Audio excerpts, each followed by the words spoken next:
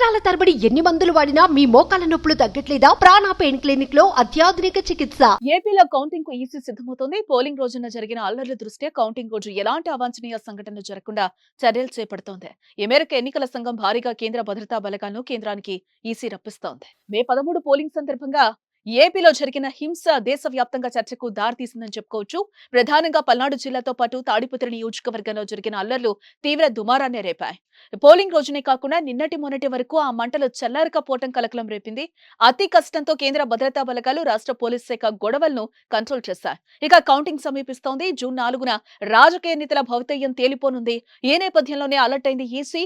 ఎటువంటి ఘర్షణలు జరగకుండా చర్యలు తీసుకుంటుంది. సమస్యాత్మక ప్రాంతాల్లో అదనపు బలగాలను మోహరిస్తోంది. రాష్ట్రానికి అదనంగా మరో 25 కంపెనీల కేంద్ర బలగాలను నియమించింది. ఇప్పటికే 20 కంపెనీల కేంద్ర బలగాలు రాష్ట్రానికి చేరుకున్నాయి. ఇవాళో రేపో మరో 5 కంపెనీల కేంద్ర బలగాలు రాష్ట్రానికి రానున్నాయి.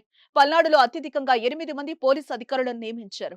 కృష్ణా జిల్లాకు చిత్తూరు జిల్లా విజిలెన్స్ అండ్ ఎన్ఫోర్స్మెంట్ ఎస్పీగా పనిచేస్తున్న లావణ్య లక్ష్మిని విజయవాడ పోలీస్ కమిషనరేట్ కు సిఐడి డిఎస్పీ సోమన్న నియమించారు ఏపీ డీజీపీ.